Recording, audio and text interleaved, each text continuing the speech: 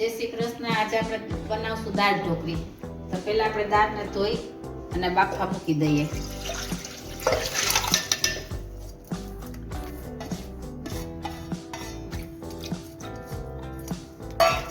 એમાં પાણી નાખીએ અડધો ગ્લાસ, 1 ગ્લાસ તો નાખ્યો. એમાં આપણે મીઠું નાખીએ થોડુંક બાફવામાં, થોડી હળદર નાખીએ. હવે આપણે દાળ બાફવા મૂકી દઈએ. આજે આપણે બનાવશું ભરેલી દાળ ઢોકળી. કેવી? ભરેલી દાળ ઢોકળી. ભરેલી દાળ ઢોકળી કરશું. આ દાળને આપણે બાફવા મૂકી દઈએ. કેટલી સીટી થવા દેવાની? 5 સીટી. અને આપણે આ બટેટા છે ને બાફી લીધા છે.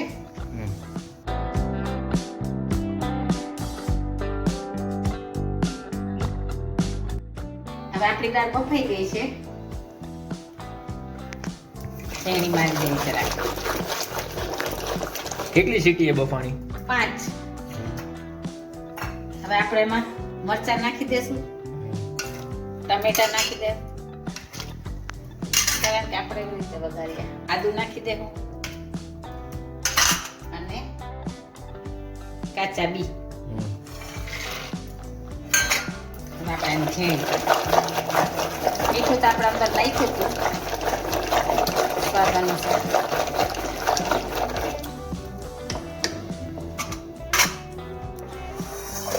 હવે આપણે ગેસ ચાલુ કરશું.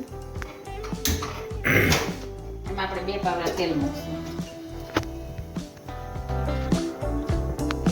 2 પાવડા તેલ મૂકી દઈએ.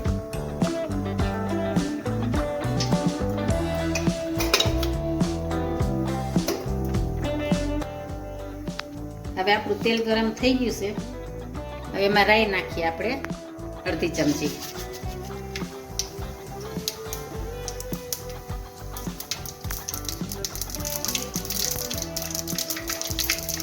અડધી ચમચી જીરું નાખીએ.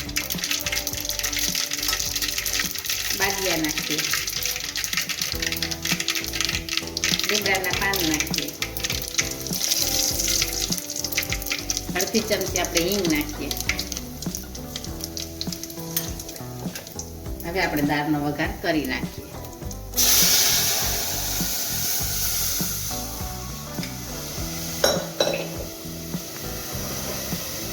આપણે મીઠું બાફવામાં તો નાખ્યું હતું અને સ્વાદ અનુસાર નાખીએ.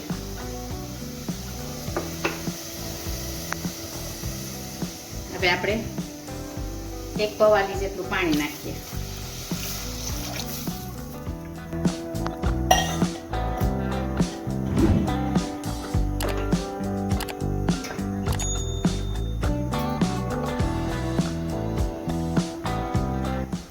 કેટલી ઘડી રાખવાની? આને ઉકળવા દેવાની. હમણાં અડધી કલાકમાં ઉકળી જાય.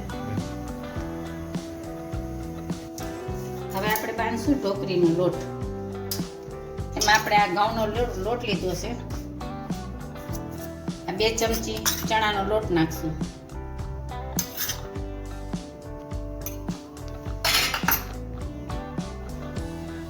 સ્વાદ અનુસાર મીઠું નાખશું.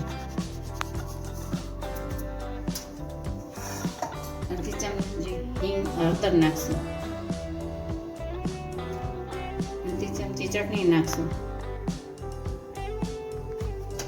અડધી ચમચી ધાણા જીરું નાખશું. 1 ચમચી અડધી ચમચી હતી. અને સ્વાદ અનુસાર જરાક ચપટી હિંગ નાખશું. થોડુંક આપણે મોણ નાખશું. તેલ ના? હા, તેલનું મોણ. હવે આપણે લોટ બાંધી નાખશું.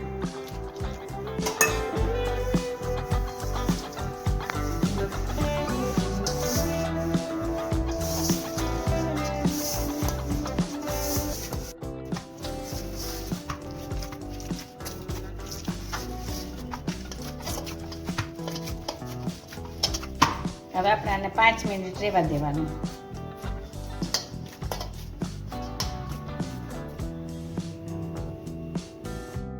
હવે આપણે બનાવશું બટેટાનો માવો. આપણે આમાં ભરવાની છે ને ઢોકળીમાં. એમાં અડધી ચમચી ચટણી, ગરમ મસાલો,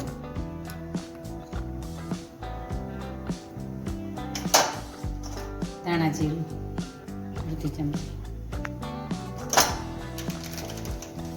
આમચૂર પાવડર અડધી ચમચી, સ્વાદ અનુસાર મીઠું,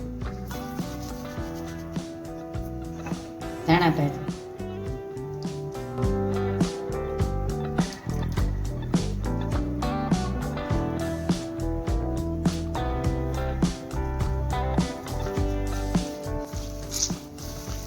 આપણે ગરાસે નાખી ભગિયાની અંદર, પણ આપણા ઘરમાં ગરાસ નથી ખાતા એટલે નથી નાખતી હું. ખાંડ ને હા, ખાંડ.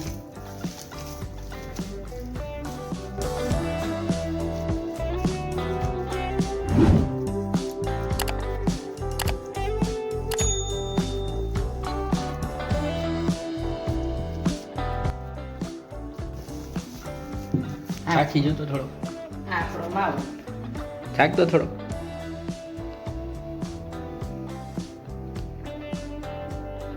ઘટે કઈ કઈ નો ઘટે. પરફેક્ટ. Perfect. આપણે ઢોકરીમાં ભરવાનો માવો. હવે આપણે ઢોકરીને ભરશું.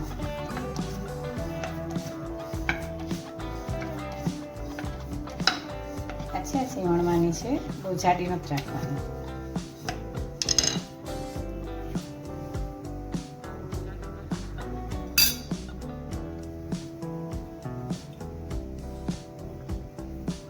મોમોસ જેવું હતો. આપણે આ વધેલો લોટ છે ને કાઢી નાખવાનો.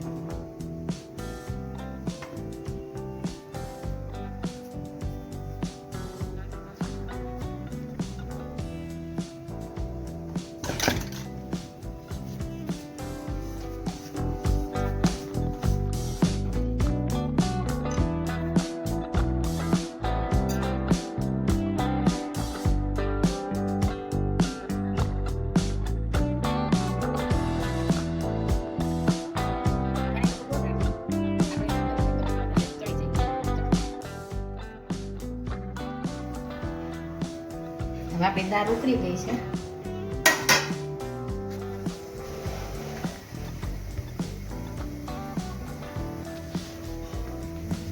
આપણી થઈ ગઈ દાળ ઢોકળી. આને કહેવાય ભરેલી ઢોકળી.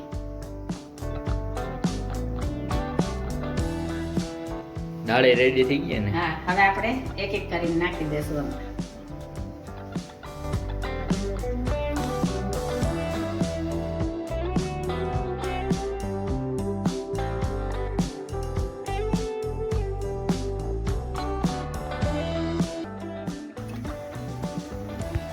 હવે આપણે ધાણા ભાજી નાખીએ.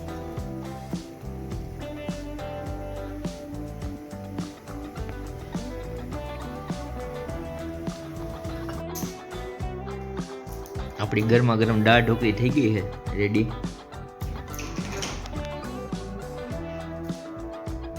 જો તમને વિડીયો મજા આવી તો લાઈક કરો, શેર કરો અને સબસ્ક્રાઇબ કરો. હા હવે આવું તા કરવું જ પડે.